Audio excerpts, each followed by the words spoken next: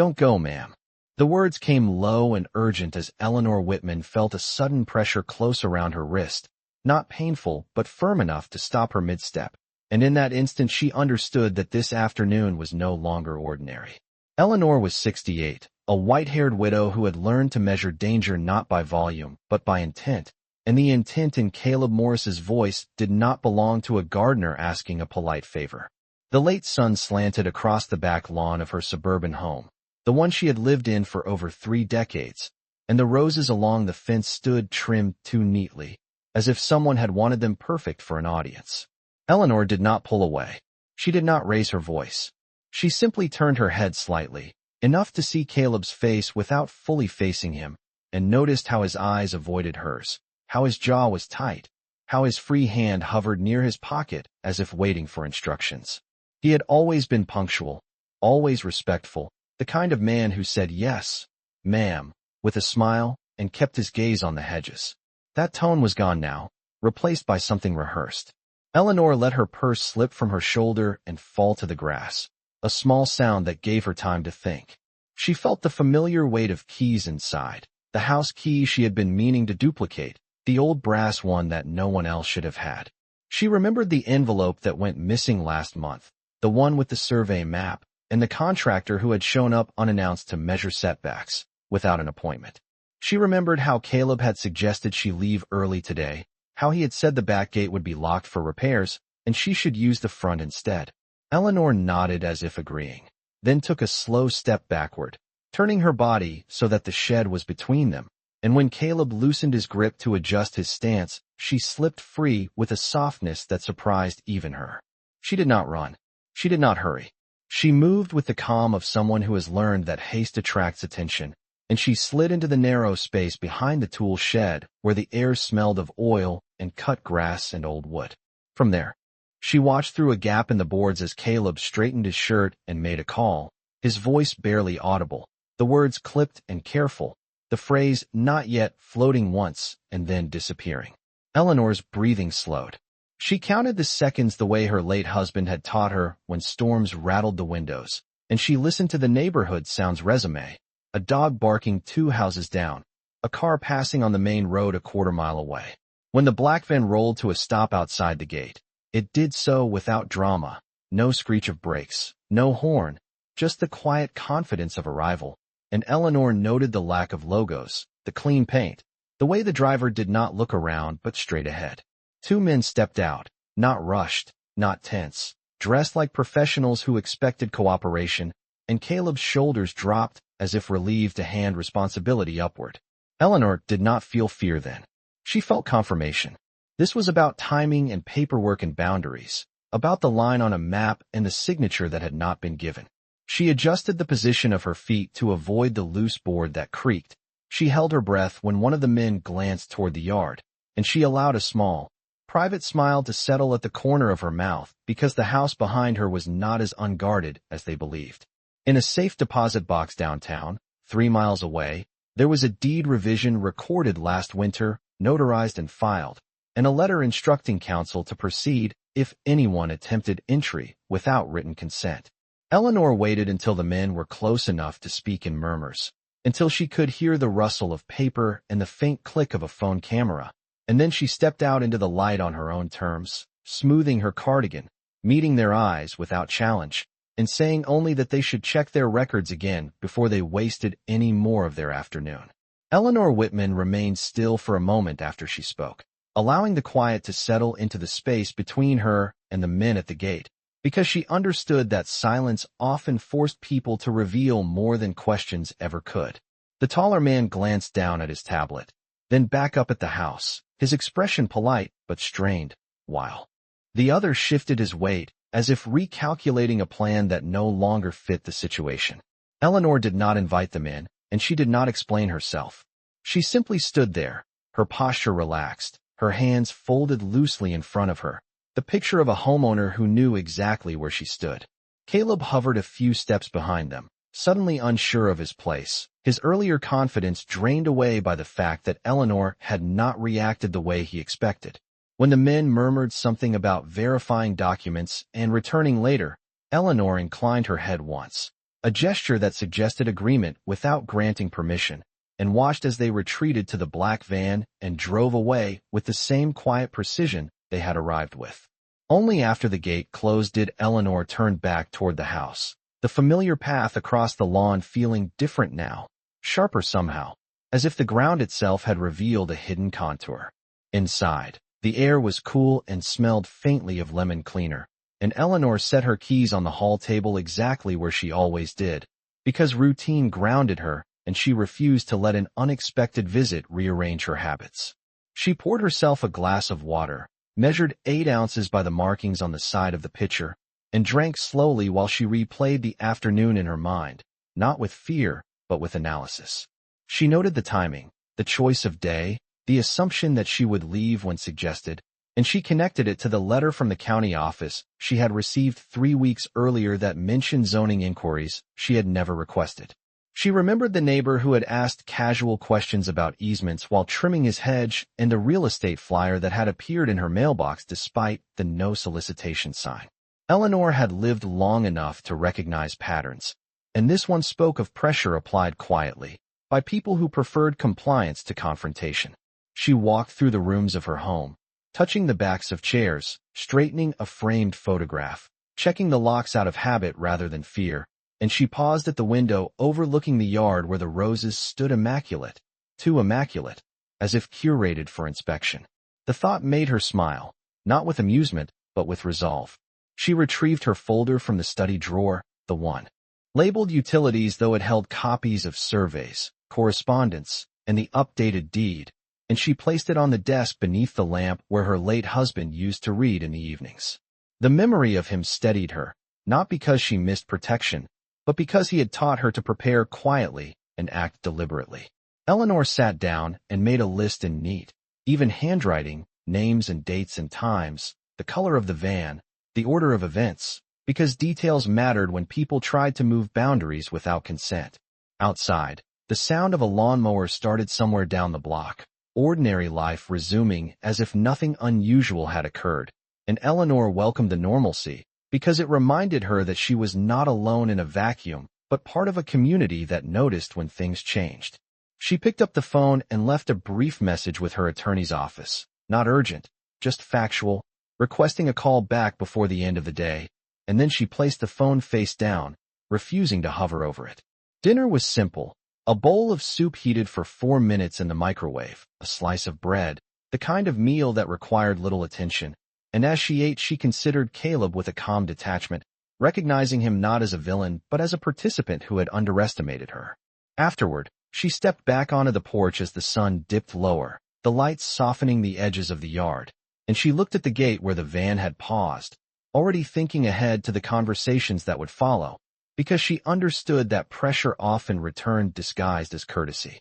Eleanor closed the door behind her and turned the lock with a quiet click, not as a sign of retreat, but as a marker of intention, because she had decided that whatever came next would unfold on terms she understood and controlled. Eleanor Whitman woke before sunrise the next morning, not because she was anxious, but because her body had learned to rise early after years of routine, and she welcomed the quiet hour when the house belonged entirely to her. She moved through the kitchen with practiced ease, measuring 2 tablespoons of ground coffee, filling the kettle to the 8-cup line, and waiting for the soft click that signaled it was ready, all the while letting her thoughts organize themselves without urgency.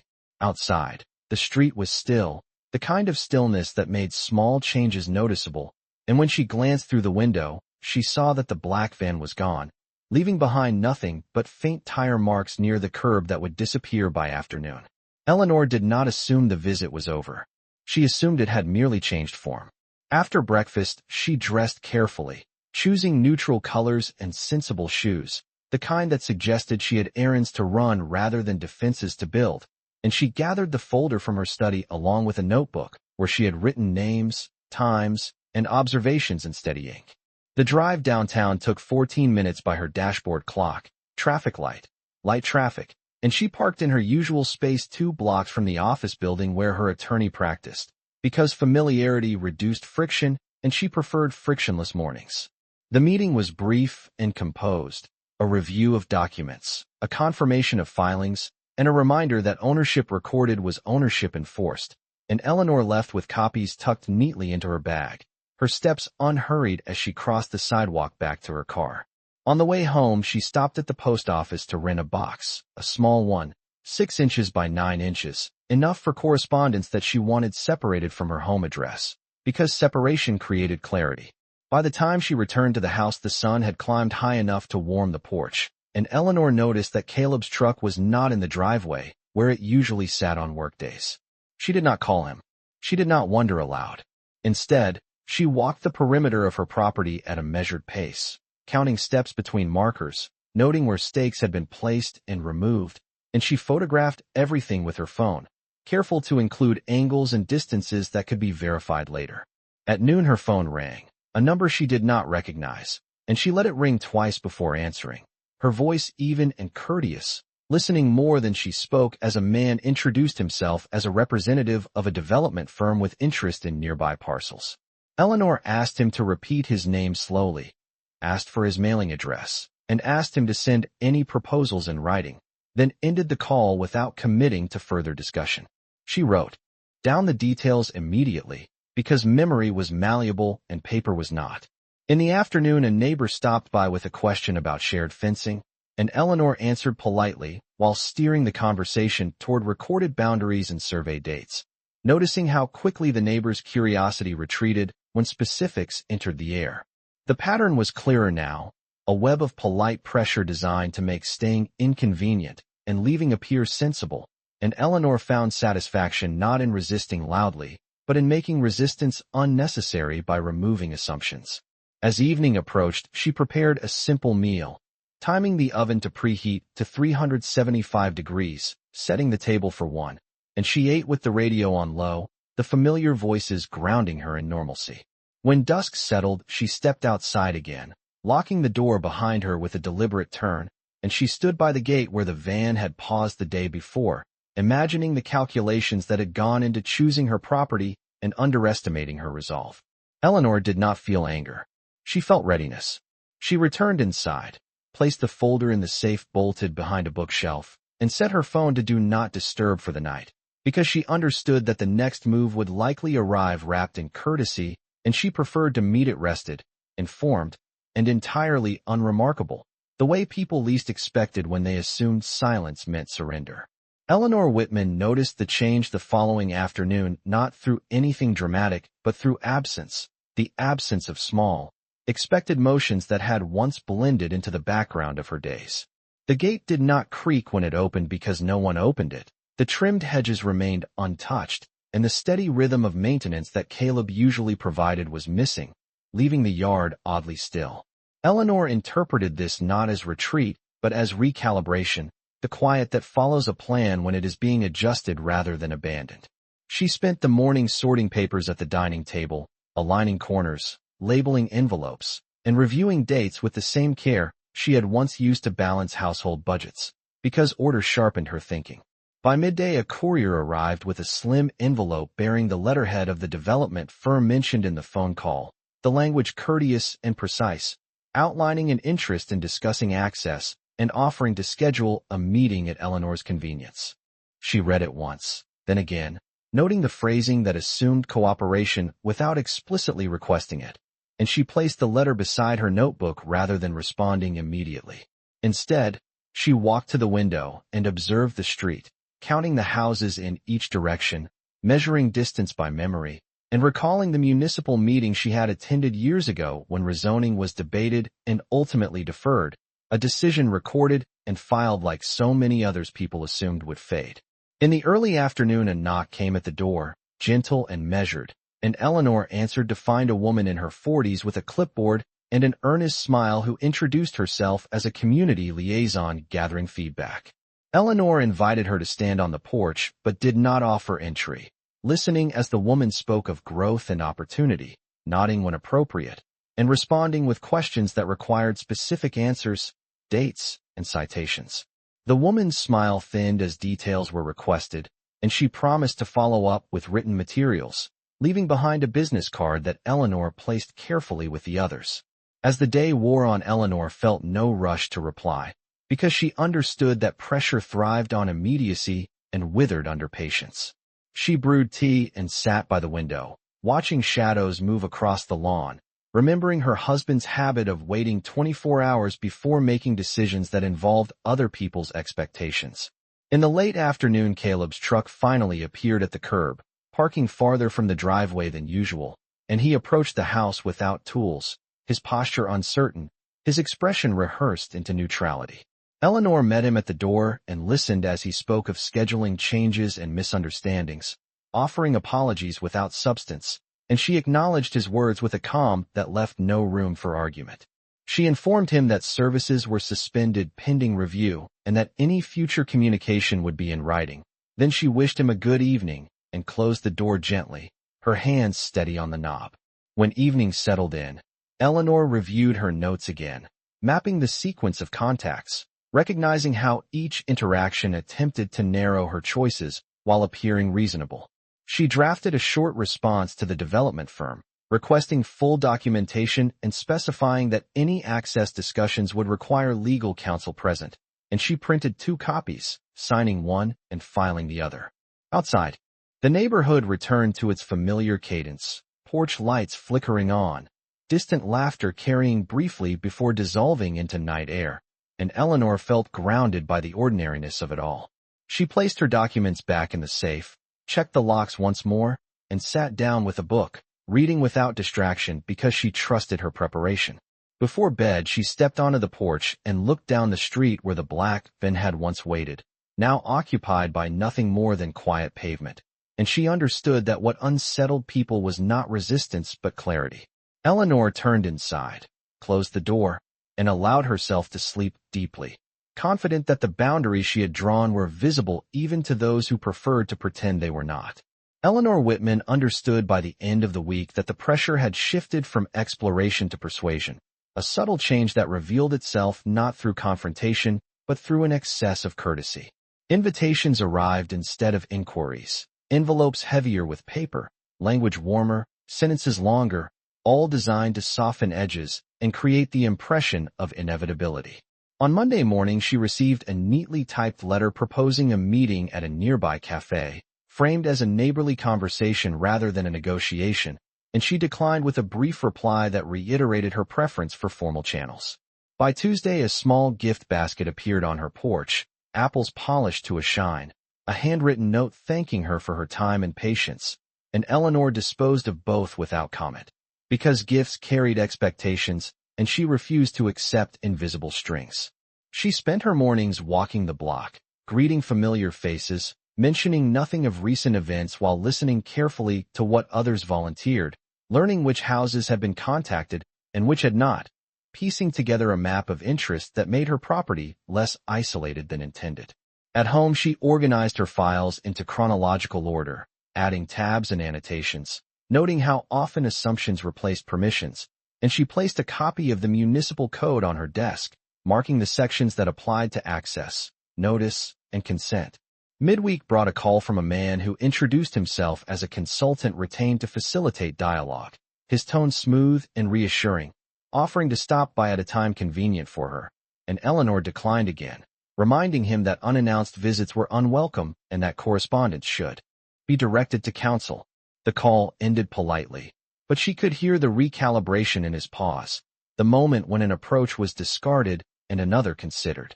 That afternoon, she noticed a car idling at the end of the street longer than necessary, its occupants pretending to study their phones, and she noted the license plate, not out of fear but out of habit, because habits created records and records created leverage. Eleanor continued her routines uninterrupted, grocery shopping on Thursday, selecting items deliberately, paying with cash, exchanging pleasantries with the cashier, who asked about her roses, and she answered simply that they were doing well, which was true. At home, she cooked a meal that filled the house with familiar smells, grounding her in continuity, and she ate at the table where she and her husband had once planned vacations and repairs, conversations that had taught her the value of foresight. On Friday, an email arrived with attachments labeled preliminary, suggesting timelines and potential benefits, phrased as opportunities rather than demands, and Eleanor forwarded it to her attorney without comment, trusting process over impulse. The weekend brought quiet, the neighborhood settling into its usual rhythm, children riding bicycles, lawn sprinklers ticking, the sound of a distant radio, and Eleanor felt the satisfaction of not being singled out by spectacle. She spent Saturday afternoon reviewing an old scrapbook, pausing at photographs that showed the yard before renovations, dates scribbled in the margins, evidence of long stewardship that contradicted any narrative of vacancy or neglect. Sunday evening, as she prepared tea, the phone rang again, this time from a number she recognized as municipal, and she answered to hear a clerk confirming receipt of her inquiry regarding records access, assuring her that copies would be available by Wednesday. Eleanor thanked her and hung up, the confirmation settling like a final piece into place. She stepped outside as dusk approached, locking the door behind her, and she stood by the fence line, observing how the light fell, how boundaries were defined not just by posts but by care. In the distance a vehicle slowed and continued on, uninterested now, and Eleanor felt no triumph, only steadiness. She returned inside and wrote one final note in her notebook, a simple sentence recording that pressure had peaked and softened without her yielding an inch, and she closed the book, confident that the next phase would be quieter still, because those who relied on urgency rarely persisted when patience met them without apology. Eleanor Whitman learned on Monday that attention had turned from her house to her history, a quieter tactic that relied on questions rather than requests, because questions invited answers and answers could be misused. The first sign was a voicemail from a polite stranger who claimed to be compiling a neighborhood profile and asked about how long she had lived there, what renovations had been made, and whether any informal agreements existed with previous owners, and Eleanor deleted it without responding, noting the phrasing that suggested familiarity where none had been granted. Later that day, an email arrived from a title research firm requesting confirmation of occupancy dates, written as if the matter were routine, and Eleanor forwarded it to counsel with a brief note that she had not authorized any inquiries. She spent the afternoon reviewing her own records, pulling out old tax statements, insurance renewals, and utility bills that demonstrated continuity year after year, the kind of evidence that told a story without embellishment. Outside, a light rain began and ended, leaving the sidewalk darkened and reflective, and Eleanor watched it dry from the porch, appreciating how surfaces revealed changes when moisture passed over them. On Tuesday, a man from the county office called to verify an address for archival retrieval, his tone neutral and professional, and Eleanor answered his questions precisely, offering dates and document numbers, then asked who had requested the retrieval, a question he declined to answer, confirming her suspicion without saying so. She thanked him and ended the call, then wrote the details in her notebook, because sequence mattered as much as content. By Wednesday morning, the copies she had requested were ready, and she picked them up in person, parking 2 blocks away as usual, greeting the clerk by name, and carrying the folder back to her car with a sense of calm purpose. The documents showed what she expected, a clear chain of ownership, a boundary adjustment approved years earlier, and a notation that access required explicit consent, and Eleanor felt no triumph in being right, only relief that the record matched her memory. That afternoon, a neighbor approached with concern masked as curiosity, asking whether Eleanor planned to sell and whether the area would change, and Eleanor responded gently that she had no plans to move and that any changes would be announced publicly, then redirected the conversation to weather and gardens, the safest of topics. The neighbor left reassured, and Eleanor understood that reassurance was a currency she could spend sparingly. On Thursday, another invitation arrived, this one proposing mediation, framed as a community benefit, and Eleanor declined again, her reply concise, stating that there was nothing to mediate. The simplicity of it pleased her. She spent the evening organizing photographs that showed the property line over decades, seasons changing, trees growing, fences repaired, and she labeled each with dates, because time itself was a witness. Friday brought a lull, no calls, no letters, only the mail carrier's familiar wave and the rustle of envelopes that held nothing relevant, and Eleanor welcomed the quiet, using it to prepare a list of points she would raise if contact resumed, not as arguments, but as facts. She practiced saying them aloud once, not to persuade but to ensure clarity, then set the list aside. Over the weekend, she attended a small gathering at a friend's house 2 miles away, drove there and back without incident, and noticed nothing unusual, which itself was information. When she returned home Sunday evening, she found her porch exactly as she had left it, the apples long gone, the space unclaimed by gestures, and she felt the steady confidence that comes from understanding the difference between attention and control. Before bed, she checked her phone one last time and saw a single message from her attorney confirming receipt of forwarded materials and advising patience, a word Eleanor appreciated because patience had become her strongest position. She turned off the light and slept well, knowing that inquiries could circle only so long when met with records, that pressure dissipated when it found no leverage, and that her quiet consistency had shifted the conversation from what others wanted to what the record allowed, a shift that favored those who had nothing to hide and everything documented. Eleanor Whitman sensed the turning point not through any message delivered to her, but through the way the neighborhood resumed treating her home as settled fact rather than potential opportunity, a subtle social correction that followed weeks of quiet resistance. On Monday morning, she walked to the corner to collect her newspaper and noticed that the temporary sign advertising an upcoming information session had been removed from the utility pole, leaving behind a pale rectangle where it had hung, and she understood that someone had decided to conserve effort elsewhere. That afternoon, she received a courteous email withdrawing previous invitations and thanking her for her time, a phrase that implied closure without apology, and Eleanor archived it alongside the others, appreciating how quickly certainty replaced enthusiasm when clarity entered the room. She spent the next day attending to small domestic tasks that had been deferred, tightening a loose hinge, replacing a porch light bulb rated for 800 lumens, sweeping the walkway, actions that reinforced ownership in ways both practical and symbolic. A neighbor stopped to chat and mentioned that inquiries had slowed, that people were being told plans were shifting, and Eleanor listened without comment, because confirmation spoken by others carried more weight than any statement she could make. Midweek brought a final call from the consultant who had once offered to facilitate dialogue, his tone subdued, asking whether there were any circumstances under which Eleanor would reconsider, and she answered honestly that she had considered thoroughly and decided not to proceed, a complete sentence that left no room for negotiation. The call ended politely, and Eleanor felt the lightness that comes when a boundary is finally recognized. She turned her attention to the garden, pruning with care, leaving space for growth, noting how the roses responded to measured cuts rather than aggressive ones, an analogy she appreciated without needing to articulate it. On Thursday, her attorney confirmed that no further inquiries were pending and that the record stood uncontested, and Eleanor thanked him, then placed the phone back in its cradle, resisting the urge to check it again, because resolution did not require vigilance. That evening, she invited a friend over for dinner, kept the menu simple, roasted vegetables and chicken timed to reach 165 degrees at the thickest part, and the conversation drifted from books to weather to grandchildren, the ordinary topics that filled a house with ease. Eleanor did not recount recent events in detail, choosing instead to enjoy the sound of laughter and the clink of dishes, evidence that life continued unbothered.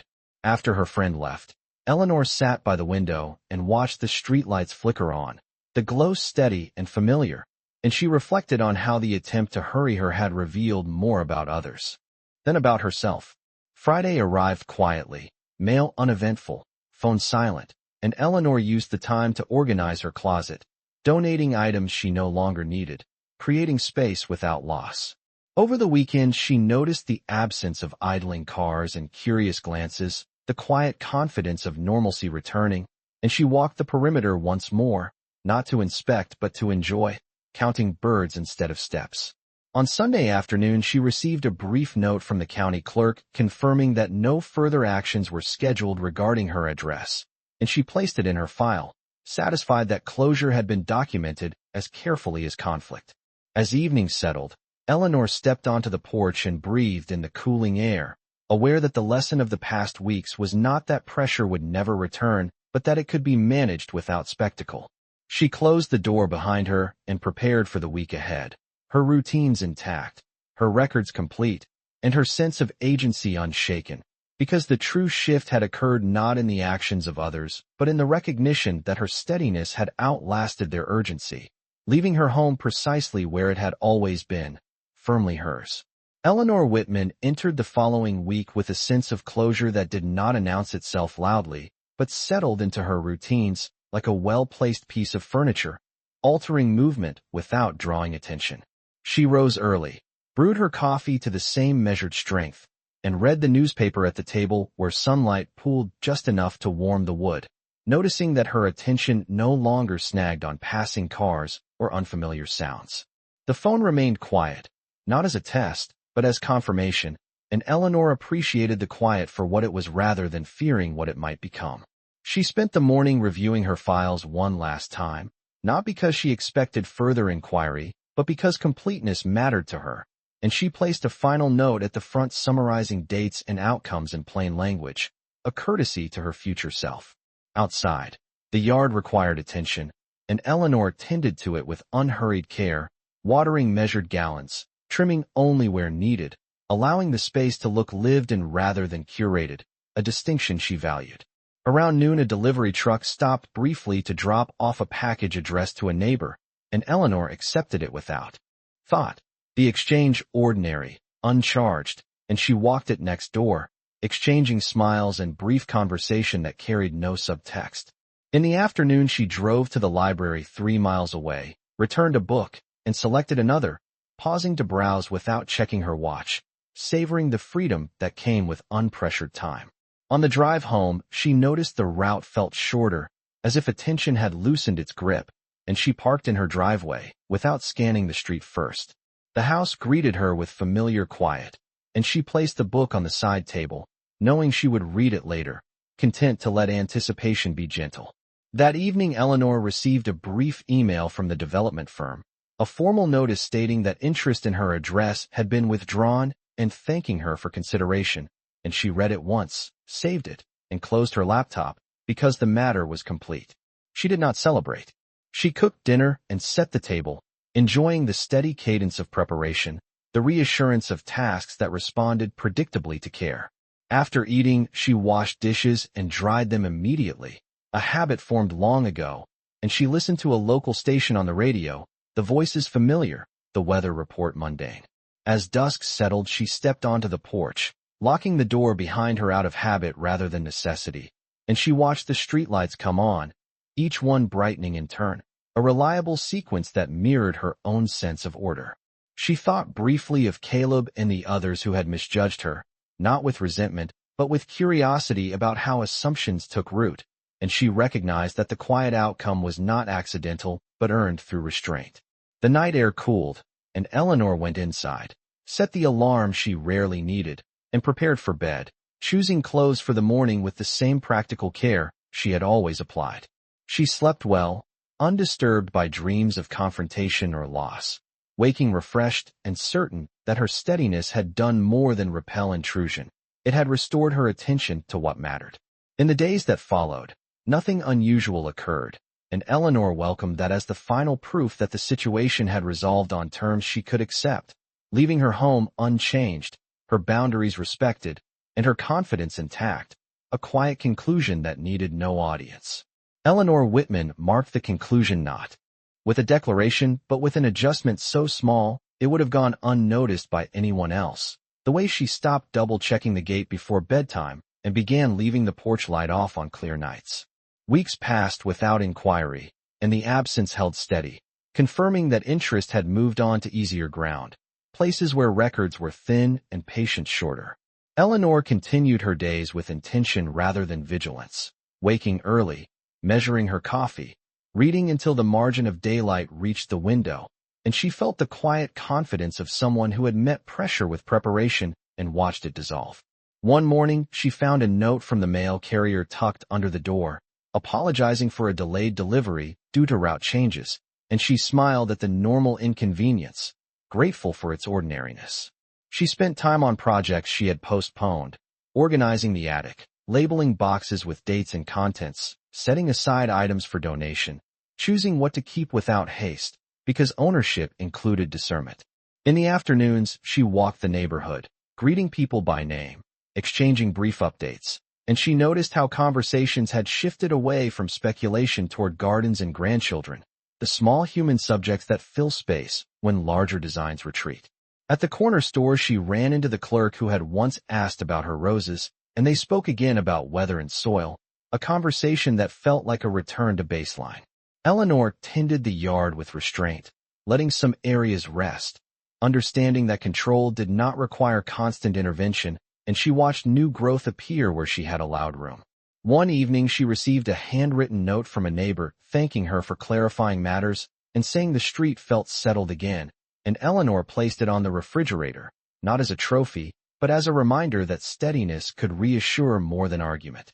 She thought occasionally of the black van and the careful voices, not with lingering unease, but with the clarity that comes from seeing a pattern complete its arc, from approach to retreat. The experience had not hardened her. It had refined her sense of timing, reinforcing lessons learned over a lifetime that patience outlasted urgency and records outlasted persuasion. When her attorney called to confirm that the file could be closed, Eleanor agreed, thanked him, and returned to her book without ceremony.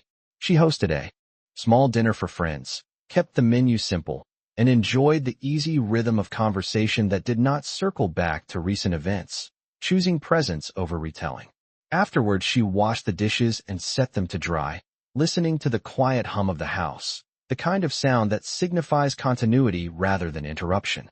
As summer edged toward fall, Eleanor adjusted her routines to cooler mornings, selecting sweaters, changing the furnace filter, preparing without rushing, and she felt the satisfaction of readiness without apprehension. She wrote one final entry in her notebook, not a summary of conflict, but a note about the importance of maintaining clear records and calm responses. Then she closed it and placed it on the shelf, complete. On a clear evening, she stood on the porch and watched the sky darken, the first stars appearing, and she felt no need to scan the street, because the lesson had settled into her bones. Eleanor turned inside, closed the door with a gentle click, and prepared for the next day as she always had, grounded, attentive, and unhurried, confident that her home remained not because she had fought loudly for it, but because she had understood when to wait, when to document, and when to let silence speak, a quiet ending that affirmed her place without demanding acknowledgement.